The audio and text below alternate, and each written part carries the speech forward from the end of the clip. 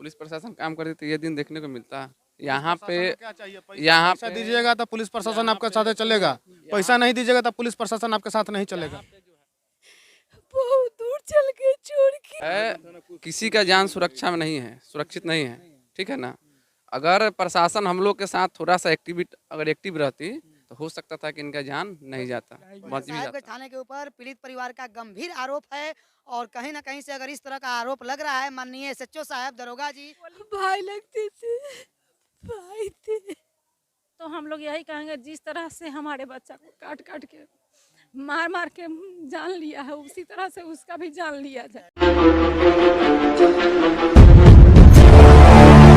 बिहार में अपराधी बेलगाम क्यों? हर दिन बिहार में गोली मारने जैसी घटना क्यों होती रहती है? अभी मैं पहुंच चुका हूं मुजफ्फरपुर जिला के साहेबगंज में। साहेबगंज का एक सलेमपुर गांव है, यहाँ गांव गमगीन है, पूरा शहर गमगीन है। आज एक ऐसी घटना के बारे में आपको रूबरू कराने जा रहा हूं जिस घटना को लेकर पूरे गांव में दहशत फैली हुई है। एक यहाँ पे बैंक मित्र थे जिसको सीएसपी संचालक भी बोलते हैं, बैंक ऑफ बड़ौदा के थे, और उनको जो है अपराधियों द्वारा मौत के घाट उतार दिया गया और कहीं फेंक दिया गया।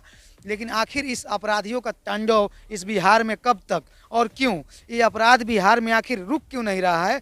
आए दिन बिहार में इस तरह का गोलीकांड और इस तरह की हत्याएं क्यों होती रहती है? ये पीड़ित परिवार हैं, ये वही लोग हैं जिनके परिवार के महज एक रंजीत कुमार नामक सीएसपी संचालक को जो है ना मौत के घाट अपराधियों द्वारा उतार दिया जा रहा है। एक बोरा में लाश मिला है।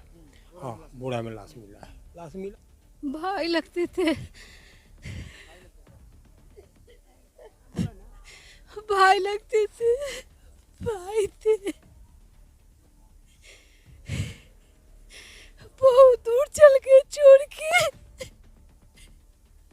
थोड़ा सा पेशेंस रखकर बोलिए, मुझे बताइए कैसे कैसे क्या हुआ था, थोड़ा सा बोलिए। क्या बोले, दुश्मन ले गया मेरे भाई।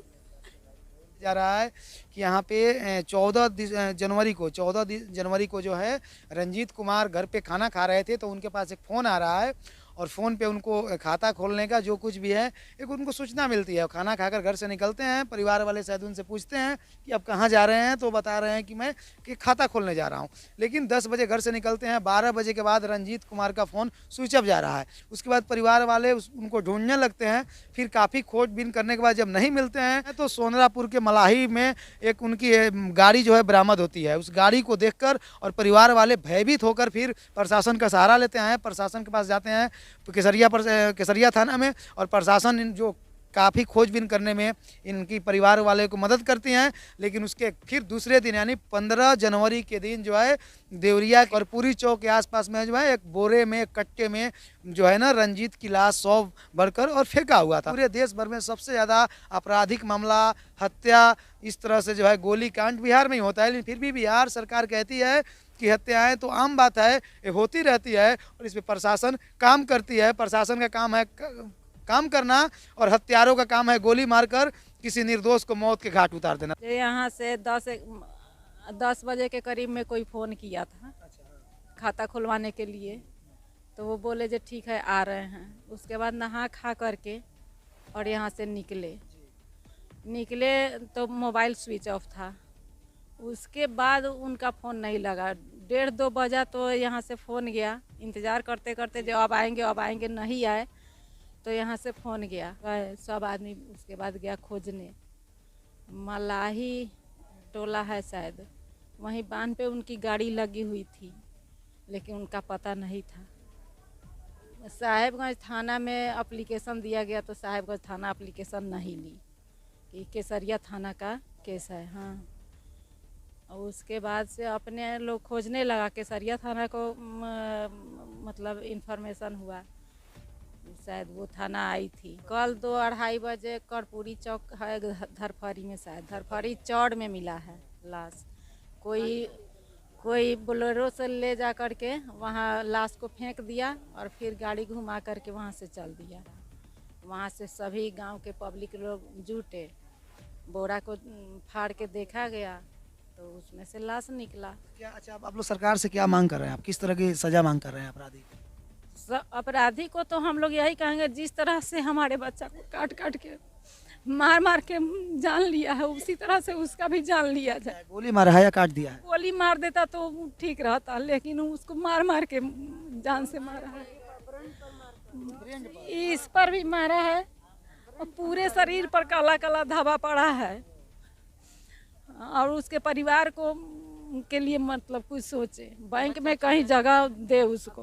2 बच्चा है, दोनों बच्चा के लिए कुछ सोचे। इसलिए मारा होगा क्या? कुछ उसके साथ कोई पहले दुश्मनी नहीं थी, हम लोगों के समझ से कोई दुश्मनी आचरण क्या कोई गलत है ऐसा कुछ? नहीं। आचरण भी उनका बहुत अच्छा था, बहुत अच्छे थे, सबसे बहुत अच्छा व्यवहार था उनका। तो इनका कहना है कि अगर गोली भी मार दिया रहता तो उनको इतना दर्द नहीं हुआ होगा, और उनको तड़पा तड़पा कर तिल तिल करके मारा गया है और बर्बरतापूर्वक मारा गया है।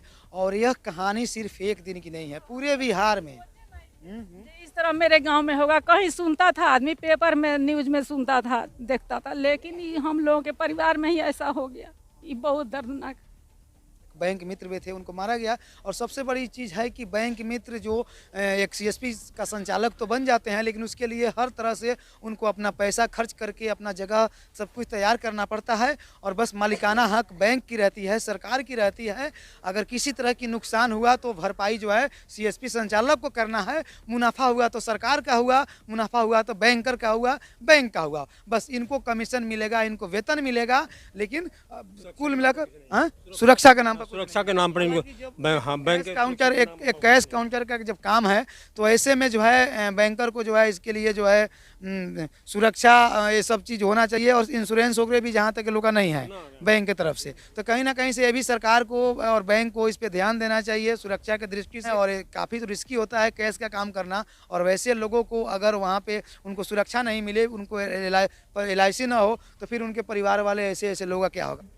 अब से कुछ घंटे पहले तक रंजीत कुमार थे, लेकिन अब इनकी पार्थिव शरीर है और वो भी जो है कुछ ही चंद मिनटों में जो है पंचतत्व में विलीन हो जाएगी। इस घटना का, इस हत्या का जितना भी निंदा किया जाए कम है, लेकिन उससे ज़्यादा निंदा बिहार के इन सिस्टम की होनी चाहिए। नहीं है, अपराधियों के अंदर खौफ बिल्कुल नहीं है, और आए दिन इस तरह की हत्याएं, दुर्घटनाएं बिहार में होती रहती है। सरकार मौन बैठी हुई है। किसी भी तरह की इस तरह की मामलों में जो है बिहार की प्रशासनिक विभाग इसकी सही से उद्भेदन नहीं करती है। और फिर से मैं एक बार कहूँगा कि अगर ईमानदारी पूर्वक किसी भी इस तरह की अप्रिय घटनाओं का उद्भेदन करके ईमानदारी पूर्वक कानूनी कार्रवाई कर दिया जाए, तो फिर अपराधी इस तरह का अपराध करने से पहले 100 बार सोचेंगे। लेकिन कहीं ना कहीं से क्या कहेंगे चाचा, कौन लगते थे आपके रंजीत? में सर बेटा है जी। आचरण के खराब तो नहीं थे? नहीं नहीं नहीं नहीं, इतना सीधा लड़का है ये। कौन थे आपके रंजीत? हमारे बहनों ही थे। प्रशासन काम कर रही है इस पर? पुलिस प्रशासन काम कर रही थी, ये दिन देखने को मिलता है। यहाँ पे पैसा दीजिएगा तो पुलिस प्रशासन आपके साथ चलेगा, पैसा नहीं दीजिएगा तो पुलिस प्रशासन आपके साथ नहीं चलेगा। यहाँ पे जो है किसी का जान सुरक्षा में नहीं है, सुरक्षित नहीं है, ठीक है ना। अगर प्रशासन हम लोग के साथ थोड़ा सा एक्टिव रहती तो हो सकता था कि इनका जान नहीं जाता, बच भी जाता। अब हम लोग के पास उतना तो पावर है नहीं। अगर हम लोग के पास उतना पावर रहता तो हम लोग अपने स्तर से, हम लोग भी अपना जो ये देखने को मिला है हम लोग भी करते, लेकिन हम लोग आज भी प्रशासन पर विश्वास करके चल रहे हैं। साहेबगंज थाना ऐसे भी कोऑपरेट नहीं किया है, नहीं वो भगा दिया था, थाना पर से भगा दिया था। थाना जो है अगर कोऑपरेट अगर हम लोग को करता, अगर जिस समय हम लोग गए कि हाँ हमारा आदमी गायब है, गाड़ी मिला है चंपारण के बॉर्डर पे, आप लोग जो है छानबीन कीजिए, तो शक के आधार पर हम लोग तो पहले अपना आदमी खोज रहे हैं। हम लोग किस पर डाउट करके उसको कहें कि हाँ जा करके आप फलाना के पास जाइए। हमारा आदमी तो कह के ये नहीं निकला है कि हम किसी के साथ जा रहे हैं, वो घर से निकले हैं कि हाँ हम जा रहे हैं, किसी का खाता खोलना है चाहे जो भी है। मोबाइल उनका बंद हो गया, हम लोग खोजना चालू किए। खोजते खोजते शाम में हम लोग को मालूम चला कि हम बाइक उनका चंपारण के बॉर्डर पे है। हम लोग वहाँ पे गए, चंपारण के बॉर्डर पर हम लोग जाके देखे तो गाड़ी यही इन्हीं का गाड़ी था। फिर हम लोग वहाँ से साहेबगंज थाना पर पहुँचे। हम लोग सारा कहानी उनको हम बताएं कि सर ऐसे ऐसे बात है। वहाँ पे थाना प्रभारी और जो भी उनका स्टाफ था, हम लोग जितने आदमी वहाँ पे गए थे सबको एकाएक डांटना चालू कर दिया। कोई कुछ बोल रहा है, उस बात को सुनने के लिए वहाँ पे तैयार कोई नहीं है, ठीक है ना।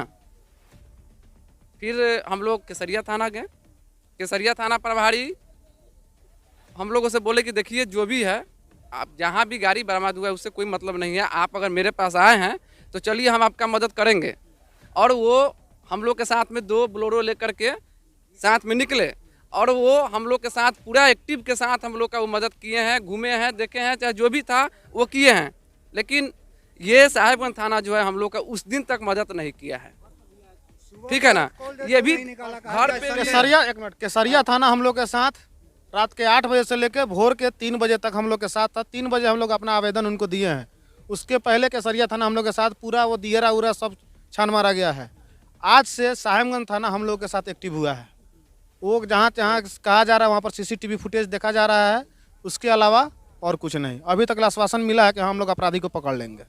इसके बाद में 2 आदमी को वो लोग साहेबगंज थाने के ऊपर पीड़ित परिवार का गंभीर आरोप है और कहीं ना कहीं से अगर इस तरह का आरोप लग रहा है माननीय SHO साहब, दरोगा जी साहेबगंज, तो आप इस आरोप को स्वीकार करें और आप किसी को इस तरह से गुमराह नहीं कर सकते हैं कि आप चंपारण में चले जाइए, आप फलानवा थाने पे चले जाइए। क्योंकि अगर मामला फलानवा थाने में हुआ है तो जो पीड़ित परिवार है वो आपके थाने से बिलोंग करता है और इनको भी जानकारी है। अगर मानता हूं कि मैं पूर्वी चंपारण में, पश्चिमी चंपारण में किसी तरह की अनहोनी हुई है तो सबसे पहले मैं जिस जगह का हूं मैं वहां भी FIR दर्ज करवा सकता हूं। और मैं अपने चैनल के माध्यम से मैं पूरे बिहार वासी को भी समझाना चाहता हूं, बताना चाहता हूं कि कोई भी थाना प्रभारी अगर इस तरह की मनमानी कर रही है तो उनके ऊपर कार्रवाई होनी चाहिए और ऐसा नहीं होना चाहिए। बाकी यह आरोप मेरे तरफ से नहीं है, परिवार वाले की तरफ से आरोप है। अगर ऐसा आरोप है तो फिर बड़ा बाबू कहीं ना कहीं से आप दोषी हैं। बाकी आप देख सकते हैं बिहार का दुर्भाग्य कि बिहार में इस तरह की हत्याएं जो आए दिन होते रहता है।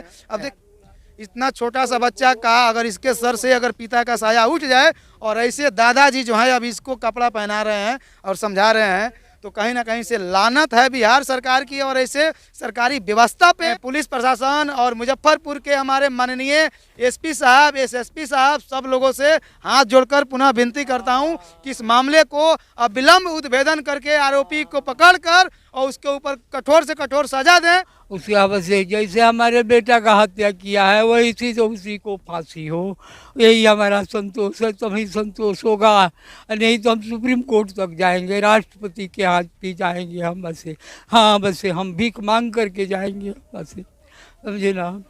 हाँ बसे अब क्या, और हमारा सुरक्षा भी चाहिए, हमारा सुरक्षा भी चाहिए। हाँ सुरक्षा भी चाहिए हमको सुरक्षा भी चाहिए।